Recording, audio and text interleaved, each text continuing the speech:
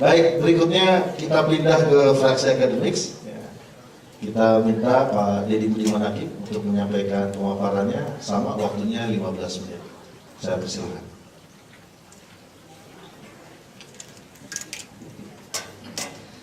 Bismillahirrahmanirrahim. Assalamualaikum warahmatullahi wabarakatuh.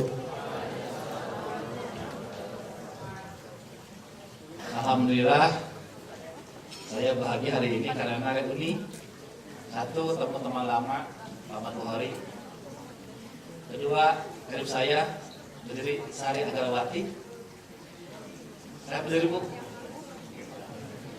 Kami berdiri di sini. Baik, saya diminta untuk menciptakan peran IPB dalam pengembangan syariah. Saya adalah trade, saya sedikit bisa menit dari internasional. Saya dibantu oleh Pak Azri, rekan saya di SF kami di departemen. Ya, saya terus. Tadi Pak Yusman sempat menyampaikan bahwa apa itu ekonomi kreatif adalah imajinasi kita. Jadi ada 3 I. Pertama, imajinasi dahulu. Ya. Setelah itu inovasi dan invention. Jadi 3. Tanpa imajinasi, tidak inovasi, tidak invention, teman-teman. Itu yang menjadi fokus diskusi mengenai ekonomi syariah. Bahkan PBB menyatakan bahwa the cycle of creation, production, and distribution of goods that use creativity and intellectual capacity. Itu artinya bahwa industri kreatif atau kreatif adalah bagaimana mengeksploitasi intelektual kapasitas. Saya yakin kita di sini di IPB dan juga di perguruan tinggi diberikan konsep berpikir kreativitas. Ya, mudah-mudahan dengan kita di sini bisa banyak mengetahui bagaimana potensi ketersediaan ekonomi kreatif di Indonesia.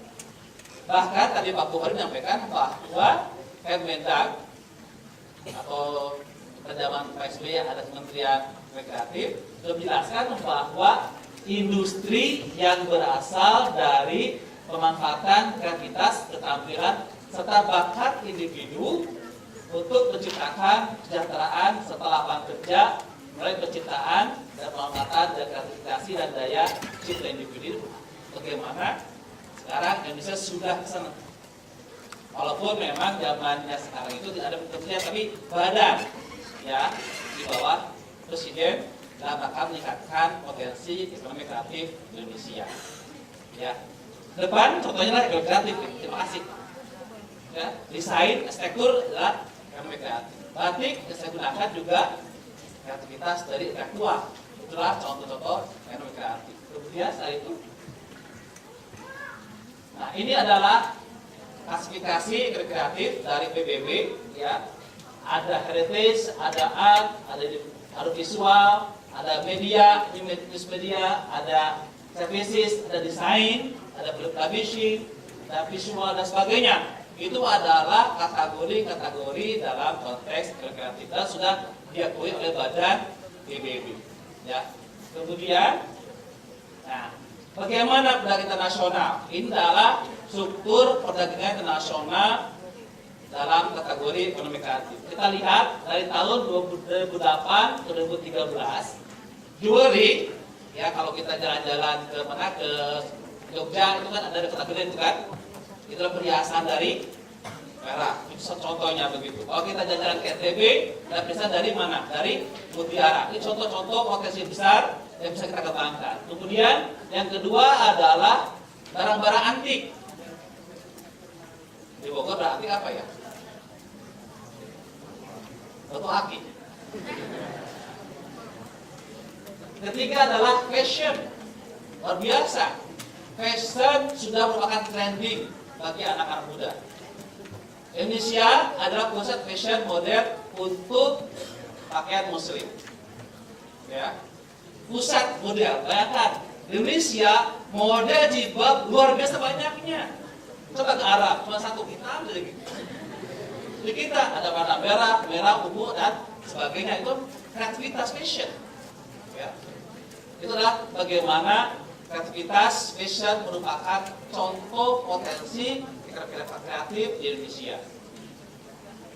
Nah, ini adalah jasanya, kita lihat ada development, arsitektur, ya, komputer, sains dan sebagainya.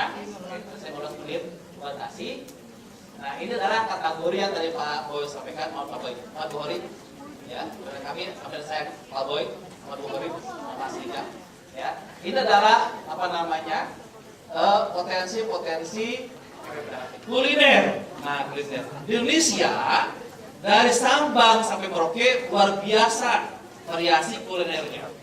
Tiap provinsi beda-beda rasanya.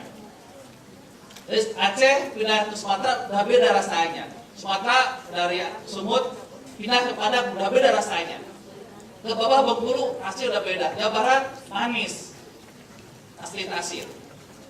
Ke Jawa asin, manis, dan seterusnya begitu. Kalau di Eropa kita akan bosan. Belanda begitu. Saya sedikit tahu sedikit. Kemudian Belanda begitu. Ke Jerman begitu. Indonesia luar biasa kuliner. Sayang, ya kita akui negara yang mengembangkan kuliner halal adalah negara mana? Negara yang mengembangkan kuliner halal mana negaranya? Korea Selatan. Korea Selatan sudah mengembangkan kuliner halal. Kenapa? Karena semakin kaya seseorang, maka semakin banyak orang untuk traveling. Nah, tahu potensi besar ada di mana? Di Middle East dan di Indonesia. Makanya orang Korea Selatan menggunakan kuliner halal. Itu juga merupakan tantangan kita. Ya. Nah, ini Indonesia. Ya, kita masih merah. Apa merah? Defisit. Kita masih banyak mengimpor produk kreativitas intelektual daripada mengekspornya. Ya. Contoh apa? Kuliner kita masih banyak mengimpor dari luar negeri. Ya. KFC di mana-mana. Apalagi KFC? KFC di Garut sama dengan KFC di Bandung. KFC di Bogor sama KFC di Makassar. Coba gado-gado. Di Garut, Bandung beda rasanya. Sulit standarisasi, kreativitas itu membuat tidak berkembangnya kuliner Indonesia kan tidak standar begitu. Ya, rendang Jawa Barat ini ada sedikit asin mungkin di Sumatera Barat beda rasanya. Bagaimana sekarang menciptakan standarisasi kuliner di Indonesia? Nah, ini menarik. Inilah bagaimana hambatan-hambatan yang dikenakan negara-negara dalam ekspor impor produk ekonomi kreatif. Ya, kita lihat negara maju sangat terbuka dalam menerima produk-produk ekonomi kreatif dari negara lain. Dan bahkan dari rendahnya tarif yang diberikan. Sebaiknya negara berkembang Indonesia memproteksi industri kreatif. Ada baiknya dalam rangka menciptakan, men-leverage supaya Indonesia banyak menghasilkan produk-produk kreatif. Ya, baik. Nah, ini tantangan kita. Ya, tanah kuning adalah kontribusi ekonomi kreatif pada PDB Indonesia. Berapa persen?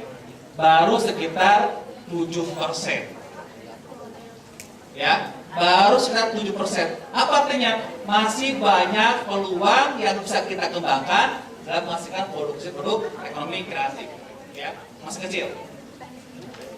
Apa masalahnya? Nah, Indonesia ada teori negara maju supaya maju 2% populasi harus berwirausaha. Maaf, 2%. Indonesia baru 0,8%. Masih punya gap 1,2 kali 256 juta. Itulah kebutuhan meningkatkan jumlah wirausaha di Indonesia. Tapi ada file di sini. Salah satunya sudah berhasil. Ya. Bahkan sekarang Pak Kredit Thailand sudah dapat rumah kreativitas yang bagaimana. Itulah tantangan. Kedua apa? Nah, masih rendahnya SDM di sumber daya kreatif. Kita harus sedih, kenapa? Sampai hari ini tenaga kerja Indonesia 60% pendidikannya apa kira-kira? SMP. Bayangkan, 60% tenaga kerja kita adalah SMP. Agak sulit berpikir kreatif. Ya, kita bersyukur kuliah di IPB karena masuk dalam klasifikasi kerucut di atas. Sementara saudara kita masih lulusan SD dan SMP. Apa yang terjadi? Menjadi kreativitas, menjadi sumber dari market sebagai pusat pasar dari produk ekonomi kreativitas, bukan sebagai penghasil industri kreativitas. Itu rekan kita. Nah, ini juga apa namanya yang perlu kita diskusikan. Nah, bagaimana DPB? Kita sudah punya mata kuliah kewirausahaan. Belum cukup. Berapa SKS? 3. Berapa kodenya? 30 kan? Apa artinya? Hanya kuliah, baca buku, kuliah, baca buku, ujian.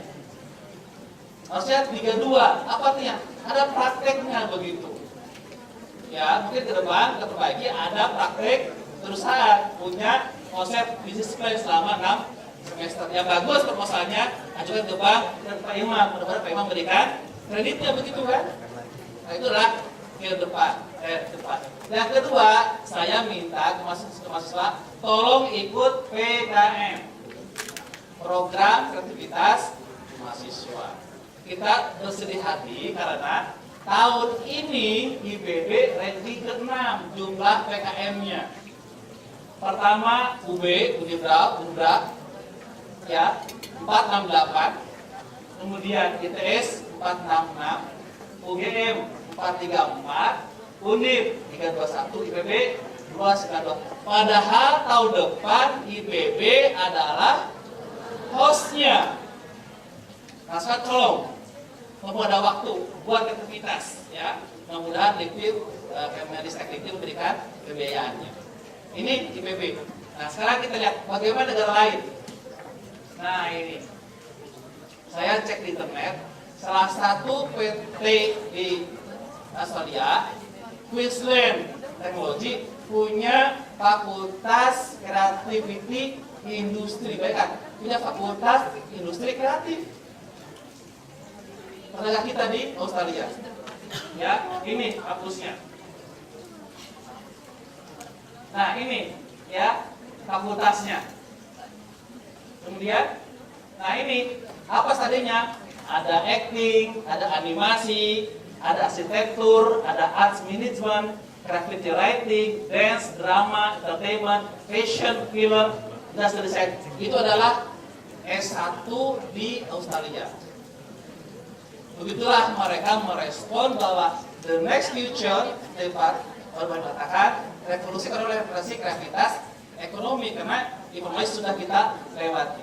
Ya, itulah renungan kita. Mudah-mudahan pertemuan hari ini menghasilkan wirausahawan yang kreatif. Kita berharap Anda lulus dari IPB jangan sebagai pekerja, sebagailah wirausahawan seperti Pak Elang Gumilang. Terima kasih. Wassalamualaikum warahmatullahi wabarakatuh. Ya, terima kasih Pak Dedi. Jadi saya baru tahu ini rupanya dansa ada S1-nya ya. S1 dansa, mungkin tari jaipongan perlu ada S1 juga. Ya. Sedikit tambahan, FEM kita ganti nama, Fakultas Ekonomi Kreatif dan Modeling. Oh. Ya. Saya berarti model Pak ya. Paling nggak model buat istri ya. Baik, tadi kita sudah mendengar, saya jadi ingat tadi Pak Dedi nyinggung kaos. Waktu ke Afrika Selatan, akhir Oktober kemarin, saya ketemu salah seorang konglomerat Muslim ya, yang paling kaya di Afrika Selatan. Dia pernah liburan ke Indonesia. Dia cerita, saya paling suka liburan di Indonesia, begitu jalan-jalan ke pasarnya, itu kaosnya kreatif. Cuma saya tulisannya dalam bahasa Indonesia. Jadi rupanya dia sangat terinspirasi, dan gara-gara kunjungan dia ke Jogja, maka dia di Afrika Selatan lagi coba mengembangkan model kaos dagadu yang tulisannya aneh-aneh. Ya kan, tulisannya aneh-aneh ya. Ya. Nah, jadi itu saya kira bukti bahwa industri kreatif kita diakui di luar negeri.